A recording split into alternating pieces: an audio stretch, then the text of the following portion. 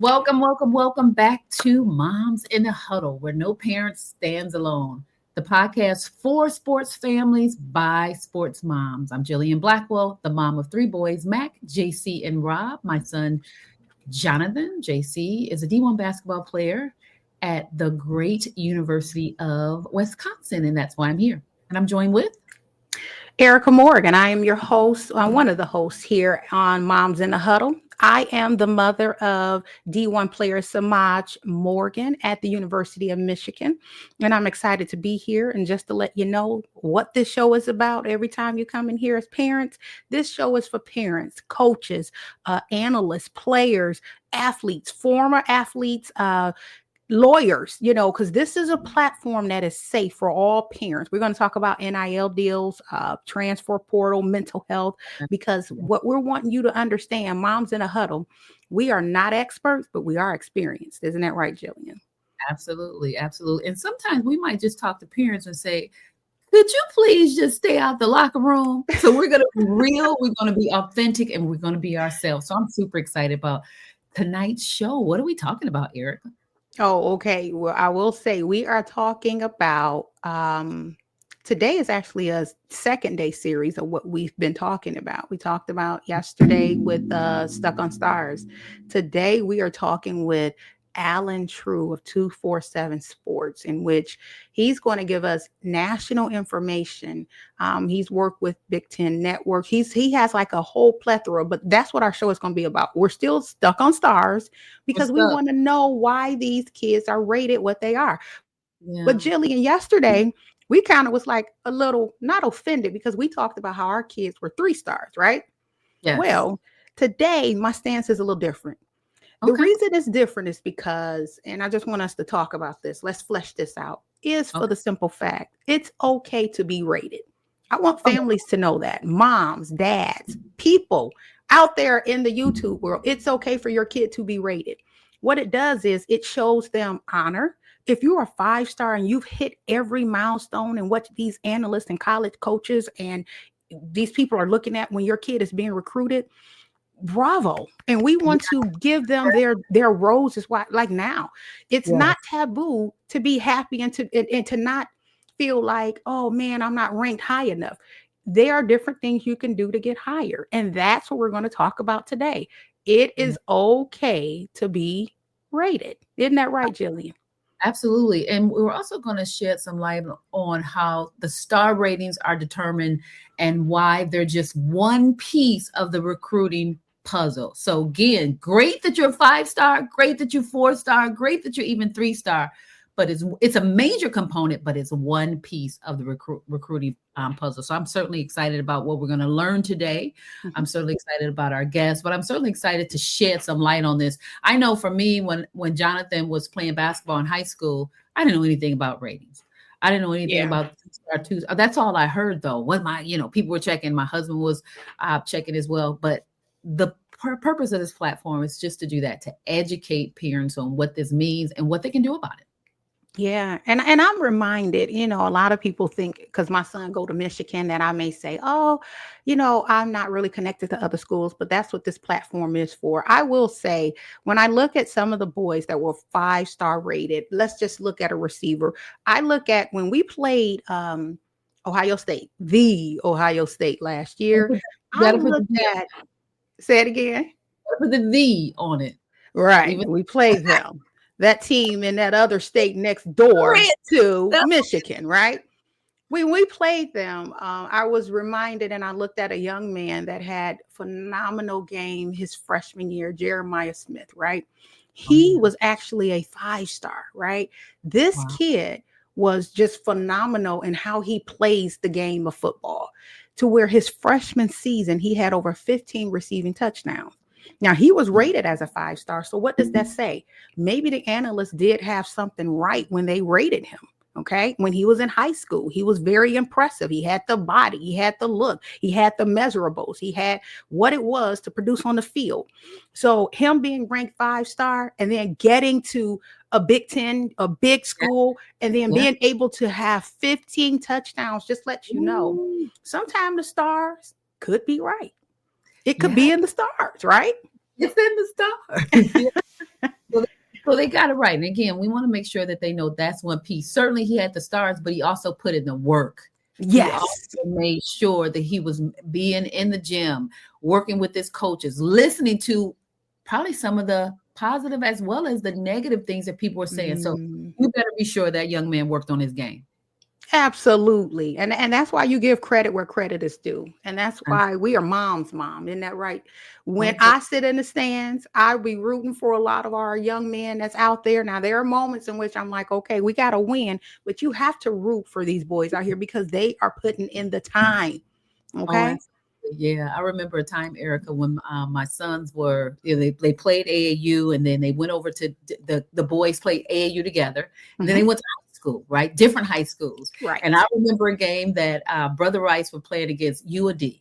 Now, there was a guy out there that I've been knowing him since the 4th grade, rated 3-star, 4-star. Right. And my son was playing against him. I'm a mom's mom. I'm still cheering because that's my baby that was playing. That's might right. be a different color, might be wearing on the opposite team across us. But again, we're mom's mom, so we cheer on our young men and young women. That's right, because girls play too. We're going to definitely be getting moms on here that represent their daughters because it's more than just sports for the boys. You know, we're not going to just make it. It's just this one tunnel vision. But I will say our guest that is coming up today has a lot of knowledge on ratings or understanding ratings. And I believe he may have a little knowledge or understanding to share in the football arena too with us tonight. But we're going to be bringing on Allen Trieu. And just to give you a little background of who Allen is, Allen is, he has covered college football recruiting since 2005. First, he worked for Scout.com and then 247 Sports. After the two companies merged, he has also appeared on the Big Ten Network Signing Day special since 2009. Now that's huge to appear on the Big Ten Signing Day special ever since 2009. That lets you know this man has a lot of knowledge.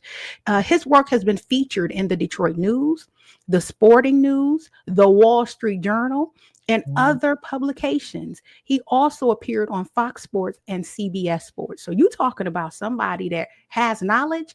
If you have a high schooler or if you have someone that is being recruited in football, this is your time to tell them, get on Moms in a Huddle to where you're able to watch what this man has to say, because he's about to give us some invaluable information. And if you haven't done so already, please subscribe to our YouTube, Facebook, Instagram, X, because we need you to understand we want to be a good resource for you. Absolutely. So we're going to bring Allen Trieu to the stage so that he's able to give us valuable insight into what do these stuck-on stars mean. Can we welcome Allen into the stage? Welcome, Allen. Welcome. Welcome to the huddle. Uh-oh. I think you might be on mute.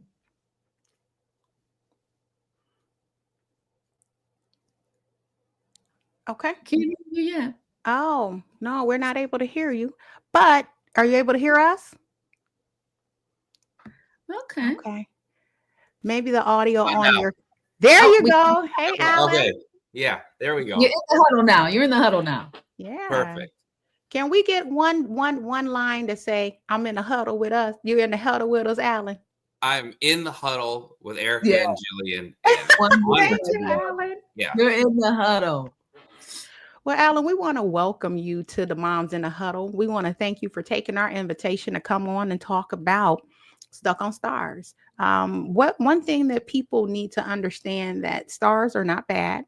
Stars are actually good and can be very valuable. But then sometimes stars, we can understand, is not a true indication of it. So, Allen, why don't you start off with giving us a little bit more of your background? Let us know your involvement in how the rating system goes and the stars with 247 Sports. And then we're just going to build upon that. Okay, great. Yeah. So a lot to cover because I think what you said was correct. I mean, first of all, I do want to back up what you just said, which is that even if you have any stars by your name, even 2 of them, you are a very, very good high school player. And there's thousands of high school players out there who aren't rated, who would gladly trade places with you. So if you have 3 stars by your name and you're not happy about that, there are thousands of young men out there who have 0 that would happily take your 3.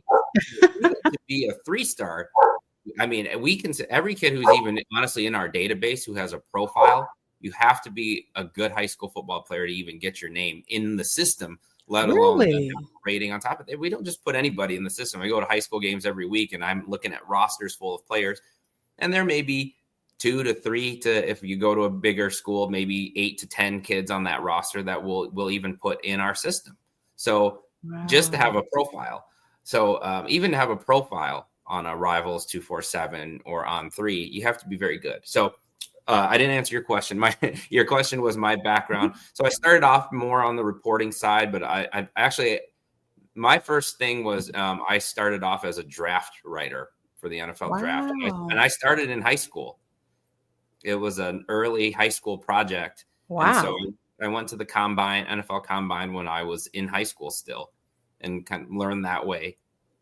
Played football, was not good enough to get recruited. But what I did have was I was the only player on the team that knew how to hook a VCR into another VCR and make a highlight for somebody else. So I was making highlight tapes for my friends, my teammates, and sending them to schools for them.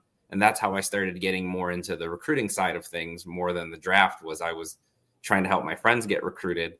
And then I got into it.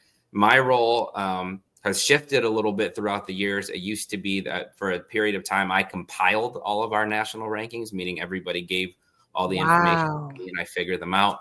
I've been our regional analyst. I still am a regional reporter, I would say, more now, but I still help in terms of filtering the information that I get to a national team that figures out where everybody belongs. So I've seen this process. I've been in rankings meetings, all of our conference calls. I've all the conversations that we've ever had through 20 years of why should somebody be ranked here or there or here. You know, my first year doing this, it was, I think, Devin Hester, Vince Young, like that class guys that became NFL players. So I've heard all about the first Under Armour All-America game that I ever covered down in Orlando. Julio Jones and AJ Green played in that game. So I've seen them all, heard them all. I've been part of all of the debates. And so I do know what goes into it and what doesn't go into it. Wow. And that's what makes you so valuable. You know, Jillian, we were talking about our boys being 3 stars. Allen just said, if your kid is even a star. I love that. Who knew? Who knew? I didn't know that. I certainly did not know that. So, Allen, my question for you, for moms who are really new to this process, again, our kids are obviously in college, but for some of the current students in high school and their parents, they're new to this process, what would you say are the top 3 things you think parents should know about how recruiting really works when it comes to like stars? Yeah, so I would say the first thing is that they don't affect your recruitment as much as people think they do. So if a player's unranked, sometimes I get the comment of, well, I really think if you guys could just rank him, he would start getting some offers. And that's really not how it works. The other thing about doing what I do is we get to intimately know colleges and how they work. So I have a good understanding of what colleges look for and don't. Honestly, dirty secret, a lot of them talk to us. So I have firsthand knowledge of, they're sometimes, and I'll tell you what, they don't get affected by what is more likely to happen if a college wants to offer your son and he's not ranked is they will just offer him a scholarship and then hope that we catch up. If he commits to such and such school, these websites see that we offer him, eventually he'll get ranked. We're not worried about that. Right. I've never heard a school say, we really like this guy, but just doesn't 24. Allen hasn't ranked him high enough, so we aren't going to offer him. They like the player. If they want your son on the roster, they will offer him. So it doesn't. The number one is there's not as much effect. Now, there have been times where a player's unranked and we see this player at a camp or an event or in a game or something, and we write about that player, and all of a sudden the media attention really helps that kid get some attention from the schools. But it's not because all of a sudden a rating went up and now all of these schools think they need. That's not how that works. So that's number one. Sense. Yep. Wonderful. Number 2, I would say that everything that you know about other industries that use a 5-star scale, you have to get it out of your head.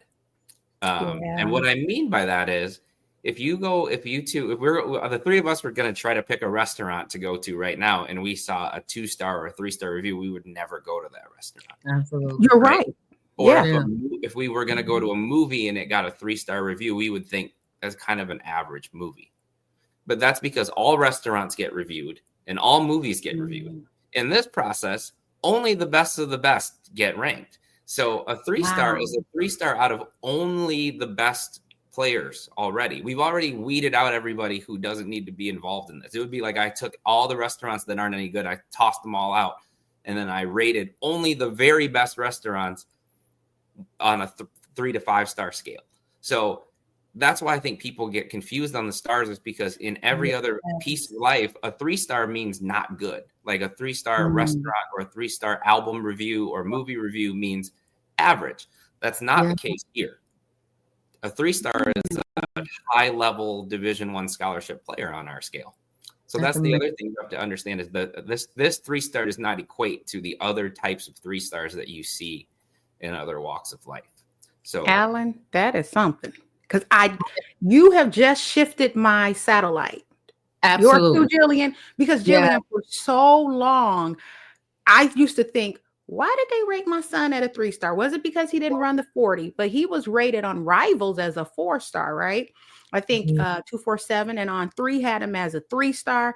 But you guys always wrote great articles about Samaj. You did, Allen, and so when I think about it, I would be like, well, maybe he needs to do this, that. But what you're saying to the parents, so that they'll know, if your son is even talked about at a 1-star, 2-star, 3-star, 4-star, 5-star, they're the cream of the crop already. Is that what you're saying? Yes. If you're you are a 3-star Division I scholarship athlete. So if you're not even a Division I scholarship level athlete, you don't even get into the discussion. So you're a 3-star amongst only high level scholarship guys. That's why you don't see 1-stars that are going to sign and play at Michigan, Wisconsin, whatever. So these are only the best of the best. Wow. There's a lot of good players that I go see that don't even quite make the cut. And these are players that we think are good, just not to that. We're only talking about the tip of the iceberg. And then the other part of that is, when you look at the stars, it's confused, because on our scale, we also have a 1 to 100 scale. Okay. Right. So 3-stars start at 80. They go up to 89, and then 90s start the 4-stars. So in Samaj's case, he's an 89. But when people look at stars, they see him as no different than a guy who was an 80. Gotcha. In our mind, there's a giant difference between an 80 and an 89. An 89 is really a 3.999999 star. In my mind, right? So sometimes when I forget that, because I work in this every day. So when we put an 89 on somebody, I'm thinking that's a really, really good player. And then somebody will come to me and go, oh, why is he only a 3-star? And I'm going, wait a second. Or they'll say, why do you not like that kid? I go, wait, I love that kid. What are you talking about? Right. And I forget that our perspectives are different. So the other thing I would say is, like, if you are on our scale, if you are on the higher end of the 80s, it's never, oh, he's only a 3-star. There's a lot of guys that we look at that we don't view worthy of those high 80 type numbers. Wow. Whew. Wow. That's a lot. Those tips really are extremely valuable when you think of a mom and her dad, because looking at that, it did not know, and now we've educated them that even the range between a 3-star, I had no idea. So thank you so much for that, Allen. Points. You get 5 stars for that. You get 5 stars for that, Allen, because you gotta think I've never been a 5-star in anything. Yeah. No, what I'm saying is, Allen is really all these years, you can misinterpret and misunderstand something to mean something that is really not. And that's what makes you so much of a valuable, being a national recruiting analyst and having your hands in on this. So, Allen, have you ever been a part of this process of ranking and setting stars? If so, how much of it did you do? And then if you're not still a part of the process, give us a reason maybe why not.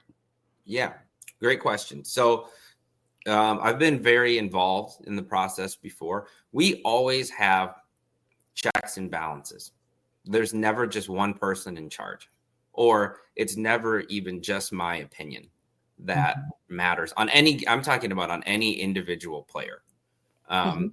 So with that, I'm just going to use Samaj as an example because that's the best example we have where everybody understands the situation. So on our staff, we probably had 4 different people or 5 different people who at some point gave an opinion on where Samaj should be. Wow. Me being the one who saw him by far the most on our staff, right? Games, 7-on-7s. I was at practices, at workouts, you name it. And knew him as a person also, and then knew what, his coaches said about him, knew everything as far as anybody on our staff knew way more than anybody else. But sometimes that can mean when you get closer to certain kids, you can have certain biases. You can do something what we call over-evaluate, which sometimes if you see a guy too much, you notice his positive and negative qualities more than everybody else. You see all the warts, you see all the good stuff. And so somebody coming outside with a fresh perspective, we think sometimes offers something. So sometimes somebody would come in from so that's why we would have other people take a look. And me being here, I know what I think of. I can say Samaj is the best wide receiver in the state of Michigan. I don't know what that means on a national level. I don't know how he compares to the best receiver in California. I don't know how he compares to the best receiver in Texas. So we have people who have that perspective, who watch everybody. Who can then say, okay, Allen gave me this information on the kids from Michigan and Illinois, Indiana, and his area. I can compare that now to what I'm getting from the guy who's out west, and et cetera, et cetera. So then throughout that process, those national scouts will then set a board and say, these are what we think, 1 through whatever. We get to look at that, and I can say, oh, man, you really are you guys did Samaj dirty, right? or I can say, you're in there for us. Right. Sometimes, so I give my opinion, and sometimes they listen to it, sometimes they don't. But I feel very good about the process, at least being fair from that standpoint, that people are just trying to get it right, and that multiple people have an opinion. That's why we've done it that way.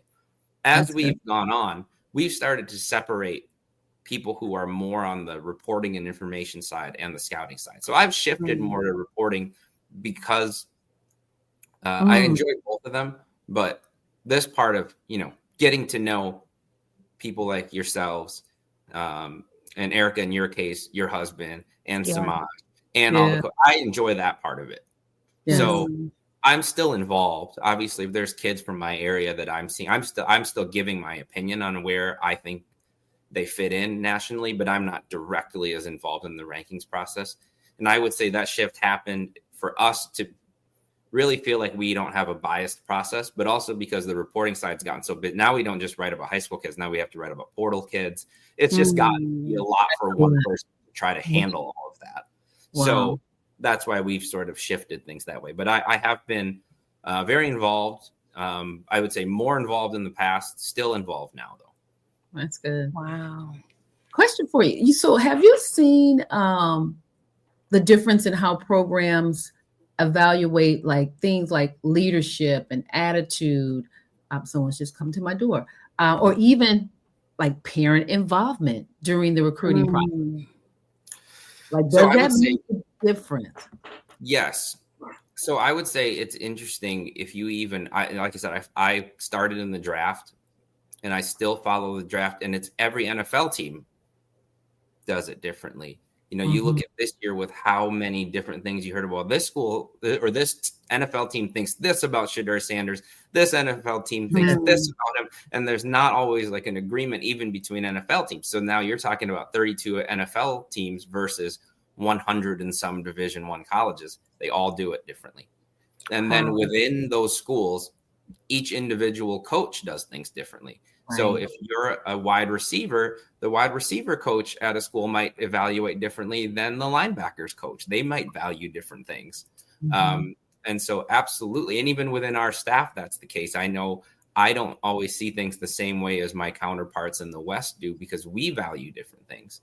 I would say that there is some common threads. Everybody values, obviously, the better the athlete you are, the more traits you have, the better a student you are, the better character you have. Those all help you Everybody likes those things, but everybody has a different scale on what they're, I would say, willing to compromise on. Some schools may say, oh, he doesn't check certain boxes, we're okay with taking a chance. Other schools may say, no, never, if he doesn't have this, and this.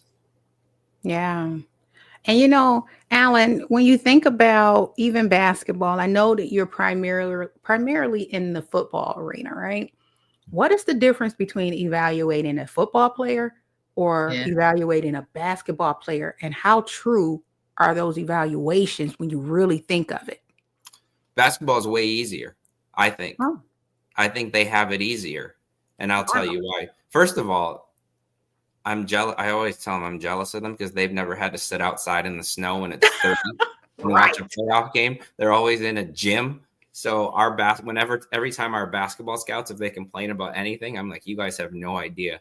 Wow. How easy you have it. One big difference, I think. Not by recruiting, but just as a mom. I hats off to Erika. No, thank you. No, thank you at all.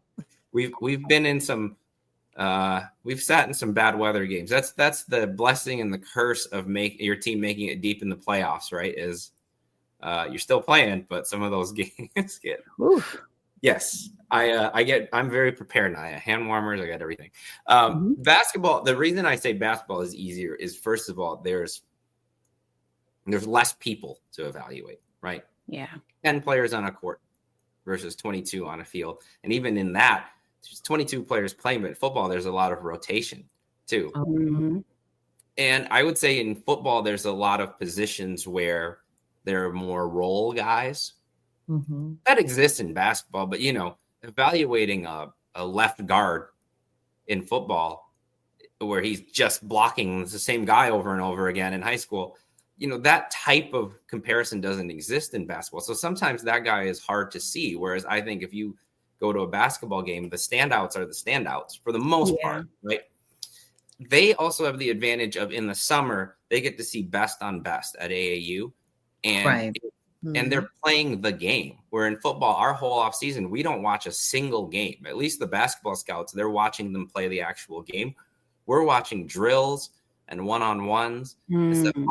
I've compared it before. I said, for a basketball scout to do what a football scout does, it's almost like watching a three-point contest and trying to decide who's the best basketball player off of shooting drills and things like that. Because that's basically what we're doing when we're watching one-on-ones. It's not even the same game. Right. So that's the difference in football and basketball. The volume of players we have to evaluate in football and the way we go about it, because you just can't put pads on and line up and play games all year. Those are the challenges of football that don't exist as much in basketball, I think. Yeah. Thank you. Because I used to wonder, there has to be a difference. And you're right. It's less kids to evaluate. And they're in true games, playing in high pressure games. Smosh played a little basketball. Actually, him and Jonathan played together. But even in that, they had high pressure games as kids, just traveling. What was it? 5th, 6th, 7th, 8th, high pressure games. So I see what you're saying when it comes to those evaluations. So I think there's also a lot of physical development in football, where sometimes you have an offensive lineman who was 230 pounds in high school who gets drafted at 320 pounds. It doesn't happen in basketball. So sometimes in football, we have to guess on some of those things that you just don't know how a body is going to develop, because in football, you have to add so much weight, especially on the line, that some of that stuff is hard to project. No, that's good. That's good. So I want to shift a little bit because, this thing that we have called social media, where our kids spend a lot of time on. So that plays, I believe it's become a big part of recruiting. What do you wish parents knew about how their kids, or even their own social media, their online presence, can help or hurt their child in the overall recruiting process? Yeah. So the first thing I'm going to say is that I see it affect parents a lot too, because I think the parents like the social media attention of being able to say, oh, my son committed to Ohio State. We took this visit today. There's a lot of parents who post the visits, and I get being proud of your child, and I'm a parent, so I get all of these things, but it can consume you a little bit. And I would say that's a caveat for anybody, not just athletes. I mean, how much do I consume social media? How much do my kids use it? Yes. And this is outside of the recruiting process. Where I think it can be an effect in the recruiting process is that it makes it very easy to look at what everyone else is doing and compare yourself to other families and other student athletes. I can go down there right now and see a bunch of offers being tweeted out and think everybody must be getting offers but me. But you can see 5 tweets and think that. You're still not seeing everybody. So that's the same thing where it's like social media, you can sometimes only be shown little bits and pieces of everybody looks happy on social media, right? Everybody's lives look great. Everybody's posting the best meals they had and the best vacations they had. And so you can look at all of that and think, wow, man, everybody else is doing really well except me. When my kids were competitive swimming, and they said one of the first things they told them is just because when you first start swimming as kids, they're always swimming kind of with their head to the side, looking to see where they're at, and they're like in relation to the other kids who are swimming. And the coach said, look, just swim as fast as you can, and then when you're done, when you touch the wall, then you can look over and see where you're at. But if you look while you're swimming, you're going to slow down. And that's how I feel about the recruiting process is don't look over in the other lanes. Don't worry about how many offers your teammate has or this other player in your country has. Just swim your race as best you can, because there's nothing you can do about it. You can't decide that Iowa offered your teammate and not you. They made that decision. And social media makes it very easy to get down this rabbit hole of comparing yourself to others. And I think the biggest hindrance in the recruiting process is frustration. Kids get burnt out of the process because they get frustrated. I'm not ranked high enough. I don't have enough offers. This coach didn't talk to me. The frustration is the biggest thing I think parents need to guard against. And social media is not helpful when it comes to that. And, Allen, when I think about even the process of, how when kids are ranked high or they have high stars, what they'll do, they'll hold out to their senior year to declare where they're going. One of the things that I knew that we wanted to get away from was my kid was like, listen, I'm going to commit to the school I want to go to, because you could only go to one. I think Samaj had like 22 offers, but you can only go to one school. So when we really sat down, because then you may have a 3-star or a 4-star that want to commit, but then they've already filled their rosters, right? So then you got to sit and wait and figure out, well, they got to get through their season their process. So when it comes down to what you just said, I think that when you are in your journey, then you won't cause a car crash. It's just like going down the 2-way high lane, right? If you're going down one way and another person's going down another way, the issue comes when you get in somebody else's lane, the car crash happens, right? And that's what happened with a lot of kids. They're looking on social media. Oh, he got five offers today, or he's a 4-star, or he's this. And I say your biggest competition is yourself. Absolutely. You are your biggest competitor. You become better every day. And that's what I tell my son. Don't look to the left or to the right, because comparing yourself, you'll get into a car crash real fast. Exactly. So then the other part of that is if you are lucky enough to become one of those high level guys, those 5 stars, there's a different set of pressure on social media, right? There's people trying to recruit you. There's people offering you things. There's people coming at you all the time. There's people. I mean, I'll use the example last year of Bryce Underwood, because he was a 5-star, one of the most heavily recruited guys I've covered in this whole process. And I'm at his high school playoff game, and there's busloads of Michigan fans showing up with signs and things. And this poor kid has to go play a playoff game. And to his credit, he handled it extremely well mentally, but not everybody's built to handle that. So that's the other side of social media is if you're one of the ones who doesn't have what you want, then you can compare yourself. But if you are one of the ones who's way up there, you have this different set of challenges where your social media can be going off all the time. Yeah. It can create some ego that also makes you get off track. It can take your focus off of football, because there's a lot of people who want to hang out with you socially. There's a lot of, now these recruits are so big. They have, there's celebrities trying to, there's lots of people trying to talk to them. That's true. And I think like I really respected how Bryce and his family handled that. And so I thought it was that's the other side of this that we don't talk about very often, because everybody looks at those 5 stars and go, oh man, those guys have it so easy. They've got everything. Not so easy. No. Wow. Because it could be a lot of pressure, because then you have to produce for what people think you are. If I'm a 5-star, you have to produce. I look at Bryce even now, like this kid is about to go into the season. Everyone's like, he has to start. He has to start. He's going to start. And that pressure is on him. But you know what? If we put that much pressure on him, if he makes a mistake in that process, which is normal for anybody, none of us play football. We can't get out there and do what they do. Or even basketball. Michael Jordan made mistakes. Then how far do people expectations come of you? That's why when it come down to the stars, me and Jillian was talking about Cam Ward. He was a 0-star, Allen. He wasn't even on you guys' radar. Yeah. And he went to the NFL, and he was what? This year, the first one to be drafted in the first round. Talk about that, Allen. Why wasn't Cam Ward on y'all radar? What didn't you see in high school that when he got to college, he excelled in? So sometimes, first of all, sometimes I think it's almost better to not if I had the choice right now, my kids are in grade school, but if I had the choice, obviously, if they can get to the level that Bryce got to, or if they can be a 5-star, it's great. I don't know that I would want them to be in that kind of a fishbowl, though, that young, certainly, right? Like Bryce, it's a good example. The spring game, people were asking me after, well, what'd you think of it? We kind of expected more or this and that. I'm going, that dude should have been in algebra or whatever he could have been in high school, right? He graduated early. Like, why are we breaking this down like that? Let the boy develop, right? Before we start, exactly. He's been in college for like 2 months. So, that's the other side of it.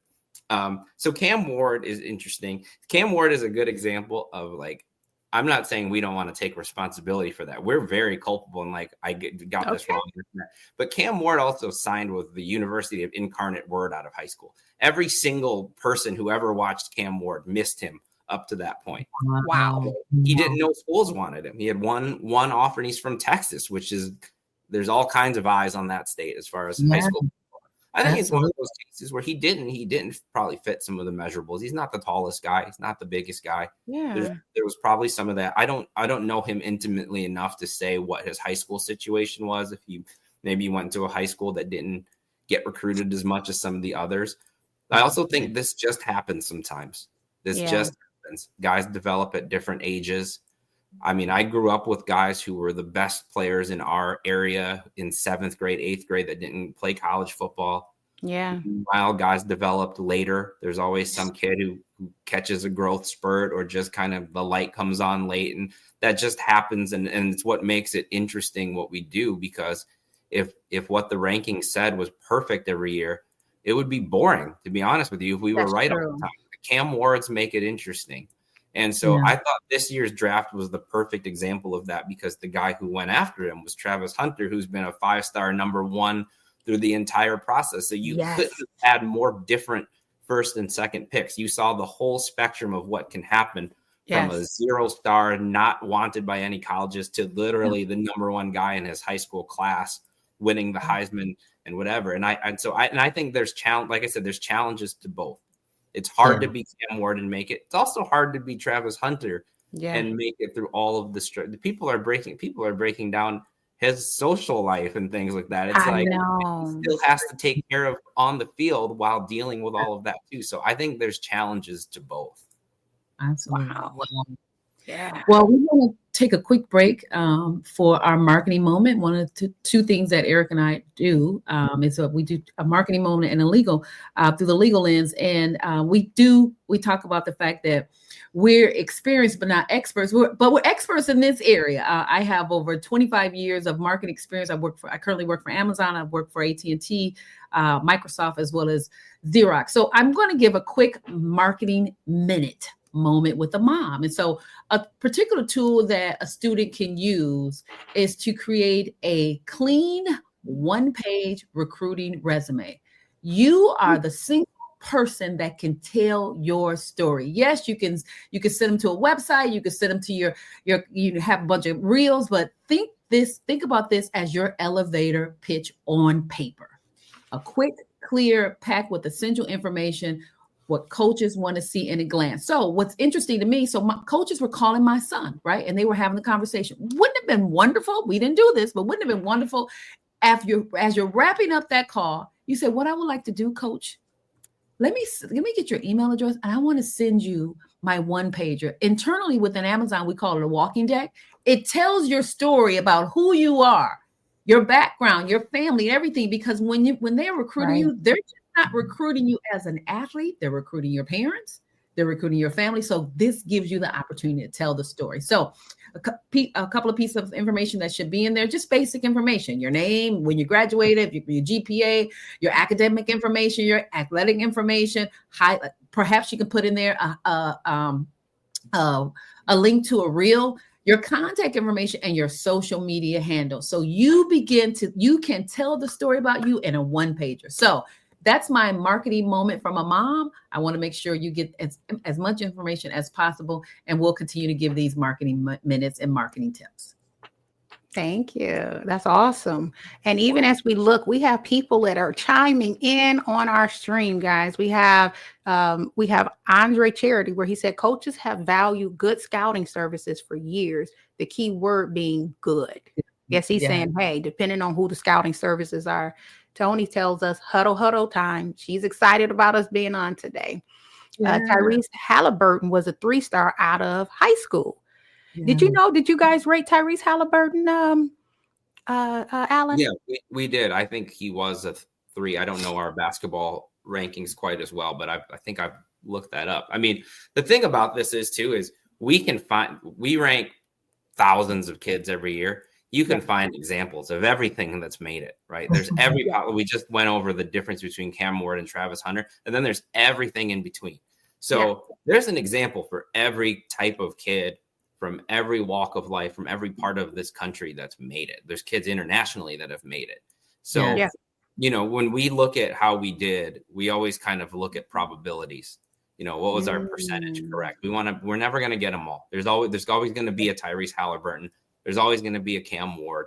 So what can we do to sort of minimize those errors? Or was it just a case where maybe that kid just developed? Like maybe we never would have seen that coming. So that happens sometimes. Yeah. One of the things that we said is that the ranking sometimes is a snapshot in that moment. And so as they develop, their bodies develop, they get more intellectual about the game. Certainly that will change. Yes, absolutely. And it's if you think about even me doing what I do as a writer, if you were to have graded me as a 16-year-old writer, I wouldn't want anybody to read that writing and guess what I would have been like as an adult, right? Then that's kind of what we're doing is we're taking 15, 16-year-olds and trying to figure out what they're going to do once they're out on their own and, getting better nutrition, those kinds of things. And so that is another difficulty in what we do is it is a snapshot, but it's also a projection, which is hard. Anytime you're guessing the future, you're just going to get it wrong sometimes. Yeah. Yeah. And you do. But the good thing with it is being educated, because when you understand what it means, now we're able as moms in a huddle, as people watch this, Allen has just gave us some great clarity for moms and dads that are out there that are complaining about my kid's a 3-star. They don't know that their kid is considered the cream of the crop nationally to be put on a national ranking in that way. So I'm telling you, done cleared up and unfogged our eyes to say, man, this is amazing. And what's funny is we break down. There's people right now saying, well, how come my son's 8th in the state? We're better than the guy who was 5th in the state and this and that. And we're going to debate all of this. We're going to talk about all of this. Like the year that Samaj came out, we could have talked about all the guys at the top of that list. Meanwhile, some Cam Ward that nobody's talking about can end up being better than all of them. So we know that every year we're going to debate on 1 versus 2 versus 3. And then some kid who nobody's even talking about is going to end up surpassing some of those guys. That's just the nature of this. And that's what's great about this. So I think that's the silver lining for parents who right now, maybe you're thinking we don't have the some of the things we want. We don't have the offers we want. We don't have the rankings we want. Right. There's enough examples out there of guys who have overcome that to where you can look at those as guides on, well, how did Cam do it? Or how did these other guys do it? And I think the other thing that I want to hammer home too is when you don't get ranked as highly, sometimes I think it becomes personal, or they think, well, it's because they don't like our high school. They don't like our state. They don't like the school he's committed to. It's never one of those things. If we get it wrong, we just got it wrong. We're human beings. We made human errors. It's never because, well, we don't like Wisconsin, or we don't like Michigan, or we don't like West Bloomfield, or whatever, right? It's not, it's never one of the, I can tell you, I've been in those meetings for 20 years. That's never the reason that we didn't rank a guy as high. Wow. Well, I'm glad my baby was ranked then. He was a 3-star. Yes, I'm glad he was ranked. Because I'll tell you this, thank you for ranking my son, because I will say it allowed him to get offers. They did look at the fact he was a 3-star, but there were other mechanisms that they did look at. And so I am so happy that you guys said, we think this kid needs to be part of the cream of the crop. So thank you, Allen. That was amazing. And just even how you explained it to us. So we appreciate that. And I will say, I think we did adjust him as he went along. I think he was a 3-star, but he was lower in the 80s when he first started, because I remember that conversation. And then as he played more, as we saw him more, he inched closer and closer. Because I remember fighting that battle and saying, like, we're getting him closer. He's just, so that's the other thing is, like, people think we just throw a rating on and then it's done. We talk about it all the way through the very end of when these guys sign. It's not done until February of your senior year. And think we're not paying attention. We pay attention to everything through the senior year. So we're always trying to figure out, did we miss something? Did we, are there some guys who maybe are peaking later, who are kind of figuring it out as seniors? So it doesn't end. That first rating is often, it's very rare that a kid finishes where we started them on the first ranking. Wow, that's good. Thank you, Andre. You say, great job, ladies. I look forward to tuning in often. Nice info for the parents going through some of these processes. That is so true. Oh, wait a minute. Look who we have here. Do you know that person, Allen? I know him. Say hi, I know him very well. Yes, he is ranked by you guys. Trey, we love you. Just want to say hi, Miss Erika. Love this. Going to have my mom watch. Keep up the great work. Thank you, Trey. He's a quarterback. He's out of Illinois. He is an amazing quarterback. Okay, so you guys ranked him too, right? We did. Now, here's a great example, because his class got ranked so early. When we ranked freshmen, he was close. But we only ranked 100 freshmen in the country. And I remember him saying, well, how come I didn't get ranked? I was like, Trey, it's only 100 guys in the country, which isn't a lot. You'll get there, I promise. And then now he's in the top 100. So, sometimes it's just, it takes us a little bit longer sometimes to get to everybody. A lot of what you fight in the recruiting process is volume. That's what I say. Yeah. The number of guys that we have to rank is a lot. The number of guys that a school has to evaluate to figure out who they're going to offer is a lot.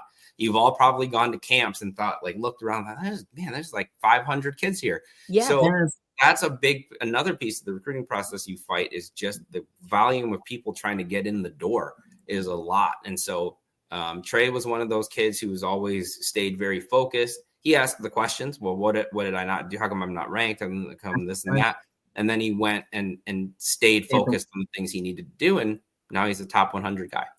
Yes, he is. And we're going to have to get you and your mom on here, Trey. You guys have a great story. He has committed to Nebraska so that he can focus on his season. We are so happy for that. Congratulations for that as well. Well, I do have a question, because you talked about the volume, and I'm thinking about the transfer portal. How is the transfer portal impacting recruiting and ratings and all of that? I would love to hear your opinion on that, as well as the whole name, image, and likeness. Like, what are your thoughts about that whole thing? Two great questions. So first, with the portal, I've always liked to think that I at least have paid attention to players who didn't go to the Michigans and the those types of schools. We've ranked guys that went to Grand Valley and Ferris and places like that. Now with the portal, we have to do that even more though, because those guys end up transferring up, and we need to know who they are. And so I think the transfer portal has definitely changed how we scout high school athletes. When it comes to the recruiting process, I hear a lot of parents kind of complain that the portal is making it harder for kids to get recruited out of high school. And there is some truth to that. If you're on the borderline of, are you a Division II guy, back player, maybe, if you're kind of fighting some of those battles and swimming upstream, the transfer portal does make it a little bit harder. Yeah. I think the positive thing though is that if you can just get in somewhere, it's never over. Right. So the Ferris State quarterback this year, he's from Grand Rapids. He's from 20 minutes away. Wasn't heavily recruited out of high school. He goes to Ferris, does well, and transfers to Ole Miss. He's going to play in the SEC. Wow. That opportunity was not available. Yeah. Yes. So even though out of high school, I don't know him and his parents well enough to say, but they may have said, well, we're frustrated. The portal is making it hard for us to get recruited out of high school. Well, the portal also now made it so that he got that opportunity to where he belonged eventually. So that's where I say don't get frustrated by the recruiting process, is because now it's an ongoing process. It's not finished when you sign. So that's the good thing about the transfer portal for parents. I know the colleges kind of hate it because but right. Name, image, and likeness makes it complicated as far as what we do, because I used to say, the rankings don't matter that much in terms, I just said it, in terms of getting recruited and this and that. I do think that the rankings have value in determining NIL money.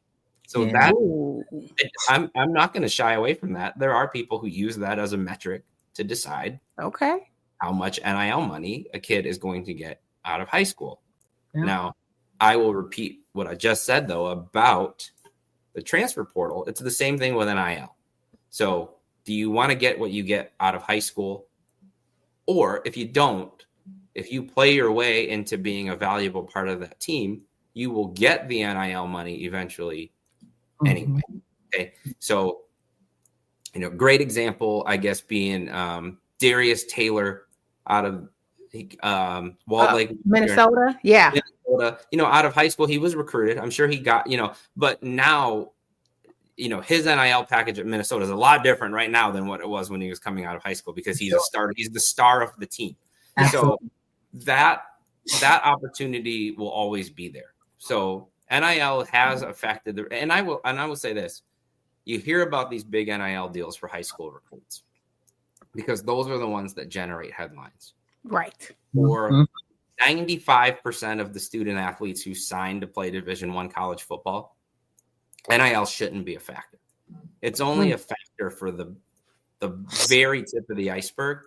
The rest of those kids should still be deciding their school based on where they're going to get developed, where they want to be, academics, do you like the coaches? Because the NIL money isn't enough at that level to be a factor in the decision. So even though you hear about NIL having this big kind of sweeping change in recruiting, it only matters to the Bryces and the kid at Tennessee, Nico Lamaleva. Like, those are the stories you hear about, but it's not like for most of the guys coming out of high school. So that's the other thing, like where I say, don't kind of swim your lane. Don't look at social media. NIL is a big part of it. Don't look at the rest of social media and think like, I need to get those kind of NIL deals. Because for the majority of guys who sign, even at high major college football, they're not, I don't think they're getting NIL packages that are big enough to where it should sway their college decisions. If they make the right college decision, that money will come. Absolutely will. As the result of being at the right school and then going on to the NFL. Improving yourself while you're there. That's true. Awesome. And even with thinking about what you just said, Allen, it's like that NIL is very important. I know one of the things that with Samaj that me and his dad sit and talk with him about, it was a point where you couldn't get paid. So now everyone is getting paid. So if you have the mentality of being grateful and not greedy, because here's the thing, you can be grateful and not greedy, because a lot of these kids, I know for my son, NIL has changed his life. Yeah, So same. when it comes down to that, okay, 14 million versus however much they're going to pay you, you be grateful in that, because schools see how much you're contributing, and then it'll take you to the next level. So NIL is very important, but if you follow the money, it can lead you down a wrong path. Absolutely. So you want to make sure that the school you're going to wants you. That's number one. Number one. I tell my son, stay humble and keep your head down and play. That's all you have. And to tie that all together, we were just talking about how your sons were 3 stars, but we're also talking now about how they are getting NIL money that's changing their lives. And so the 3-star ranking did not affect them from being able to do some of those things to change their lives. So yeah, the ranking matters in NIL, but it also doesn't in a way. Like Samaj came in and contributed right away as a true freshman. People knew his name right away, and that's allowed him to, that's the whole point of name, image, and likeness, to then be able to capitalize on what you do on the field. So in that way, his ranking people would say, well, 3 stars don't make it. I was like, that's not true. It's all what you make of the opportunity. Hey, yeah, that's good. Hey, man, I like that, Allen.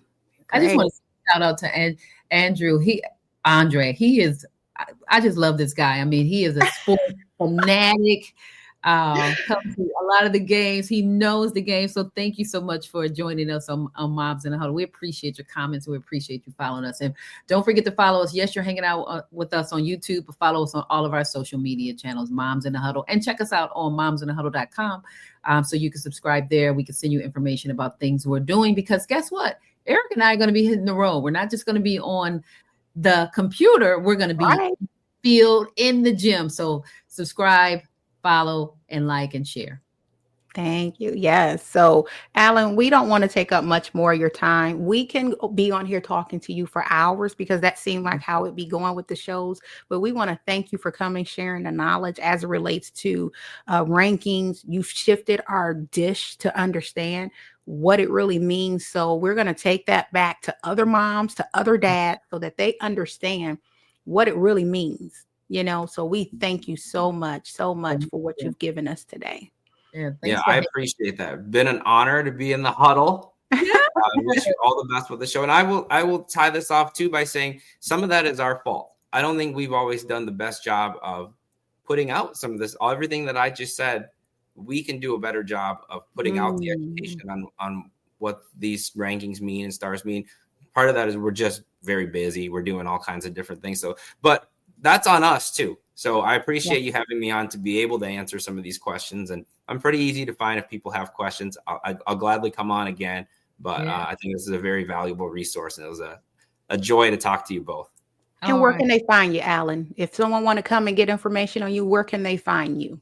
Yep. At Allen Trieu on Twitter, ALLENTRIEU. That's the easiest place to find me. I have open DMs. You can message me on there.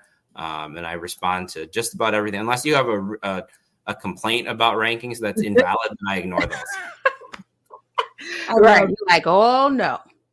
Yeah. There's a lot of those. No, but I try to answer all the questions. So find me on there. Or if anybody has a question that they want to pass through you to, somebody who wants to ask you a question to ask me, you know where to find me as well. Love it. Thank you, Allen. Great show. Great. Thank you so much. Thank Have you. a great day, Allen. We thank you. Have a great one. Man, this is, Allen really used his platform, like what Samaj just said, to share that knowledge right there. Jillian, here we are. And that was made by Mr. Samaj Morgan Sr. there. Yeah. I will say, here we are, like, oh my goodness, our babies are 3 stars, and we don't know what they don't see. No idea. What's wrong with us? What's wrong with us? No idea. And again, the analogy that he used for every rating, whether it's a hotel, a movie, or a show, I was thinking it was the same star. I mean, I was thinking the same concept, like 5-star is the best, 1 star. So I'm like, what? And again, I just assumed, okay, well, here 3-star. We're going to live with that and keep it moving. But I had no idea the 3-star was actually saying that you're doing something really well. You're doing something really good. So, I mean, think about it. Out of not hundreds of thousands of kids in an entire nation. You're thinking about millions of people that have millions, they have children. Yeah. And your kid is picked in the top 200-300, top 500 or less to say you're the best of the best. Wow. But you just so happen to fall here.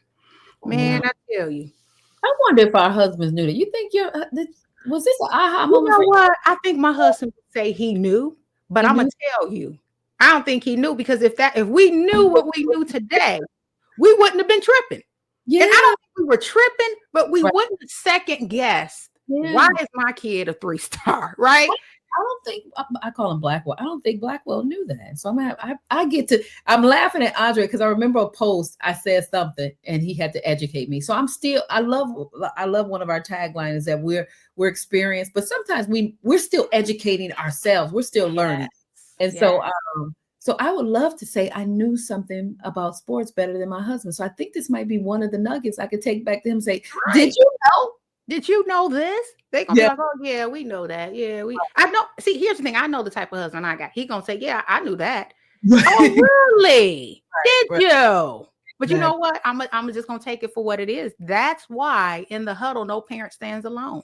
We're standing in the huddle with you guys. Yeah, absolutely. Jillian told you to go like and subscribe. Go make sure you tell your family, your friends, whoever have children, they need to subscribe to this because we're being educated on this thing, which takes me to the legal note.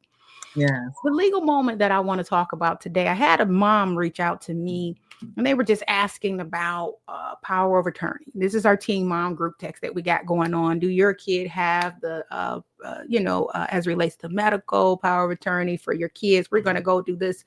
Do you know how important, and do you know majority of the kids or even athletes may not have a will, a trust, a medical or financial power of attorney? As an attorney that have prepared such documents on many, many levels, if your kid is an adult, age 18, 19, 20, making money, don't you think that they should have those things prepared for them? So the legal note and the legal tip for a lot of the parents that are out here while we're celebrating the money and celebrating different things, you may not want to talk about moments of having a will, having a trust, having someone that if something happened to your son medically, that someone can make a medical decision for them. More than likely it will be the parents, but at least they have it written to where they can let someone know exactly what they want over their finances, over their health. You know, we had a situation where it was a young man at LSU where he was a football player. And he actually, I cannot remember his name, and I may get it so I can bring it back, but he actually had a brain injury. And there were coaches that was making decisions as it relates to maybe getting that kid surgery, or they didn't know if he was really injured. But I will say this, he's no longer playing today. Yeah. And so it's something to think about for your kid. Make sure you get those documents prepared through a licensed attorney or through some avenue that you're making sure your kid has medical, financial power of attorney, a will, and a trust. That's the legal note, and we in the huddle with it. I love that. So, Eric, I'm gonna have to talk to you because we have some of those things, but you just listed off some stuff that we do not have. I learned so much from this woman. I'm like, what? So I love that. Thank you so much for sharing your knowledge. Good information, great information. Yeah, well, Jillian, we are at 1 hour and 4 minutes, and that's what makes us so great with this show. We are who we are. I'm who I am. Jillian's who she is. We just brought y'all in on our conversation, and that's what we're going to do every week. Yeah. I do want to let you guys know that going forward, we kind of been throwing the show out, and you've been getting the live, but we're actually going to change up some things next week. We're going to come back next Monday. Mondays are going to be our live moments, and you'll know who our guests are before they get here. But next week's show, Jillian, what is it going to be on next week? Who do we have on the show next week? Girl, who? I forgot. You know. Is it our husbands? Is it the sideline parents? Sideline parents. So you're going to have, y'all, this is going to be a treat right here. You're going to have, like she said, Mr. Blackwell, you're going to have Mr. Morgan. You're going to be able to ask questions, pick their brains. You're going to hear how they are the sideline parents now Yes. because they had to give their kids off to someone else. You know what I'm saying? And I just want you guys to know that's going to be, you're in for a treat. And also, Trey, we are going to let us know. He said, let us know. He said with his mom, we would love to come on. Trey, you and your mom have an amazing story. And if you have a story, see, you're going to have your kids out there in sports. No story is too big. No story is too small. Write into us. Jillian gave our website before. What's our website, Jillian? momsinthehuddle.com. Real simple. Real simple. Go there and say, hey, I got a story to tell, because you may end up being in the huddle. That's what we're here for. All right, Jillian, where we at? Our hubbies will be here tomorrow. Not tomorrow, next week. And you know what? We do our little chat. My girlfriend said I was a cornball when we did Moms and she said, would you stop being so corny? So let's do that over, Erika. Come on. I'm gonna ask. Okay, we gonna get everybody learning our chant. Now, if y'all know somebody that can come and kind of create something for us, but I'm gonna tell you this: our Moms in the Huddle chant is pretty sweet. And this is what we're gonna say. We merged a couple songs together. We ain't got no copyright infringement, but I will say this: it's just us because we can't sing. But this is our chant. It's called Moms in the Huddle. Where you at? In the huddle. Moms in the huddle. Where you at? In the huddle. Moms in the huddle. Where they at? In a huddle. That's the anthem. Get them hands up. Hey. Y'all get them hands up because y'all in the huddle. Yes. You better not call me a cornball. She said, you are so stale. No, you're not a cornball, Jillian. That's what we do. That's what we've been doing at the end, though, Jillian. We started off a little, but now that seemed to be. Yeah. Natasha Gibson says, excellent show, great content, and very informative information for on and off the field court. Thank you, Tasha Gibson. If people don't know, that's my bestest friend in the whole wide world. You know, why your friends' family show up for you? Be like, yeah, I'm going to come on and see. And that's why we are in the huddle. See, we're in the huddle with our family, our friends, our sisters. Jillian, you have sisters, friends. We got so many people we're in the huddle with, don't we? Awesome. We got some great guests coming up. Reggie McKenzie of the Reggie McKenzie Foundation will be joining us soon. I'm super excited about that. I am too. We're going to keep a secret, but we'll be giving you the information in advance on who's coming to the show. We're just excited about what I'm just going to say what God is doing. It's been an amazing journey so far. I'm excited about it. It is. So tune in next week, next Monday, for a live stream on Moms in the Huddle. You guys have a good weekend. Stay safe. All right. Bye-bye. Bye-bye.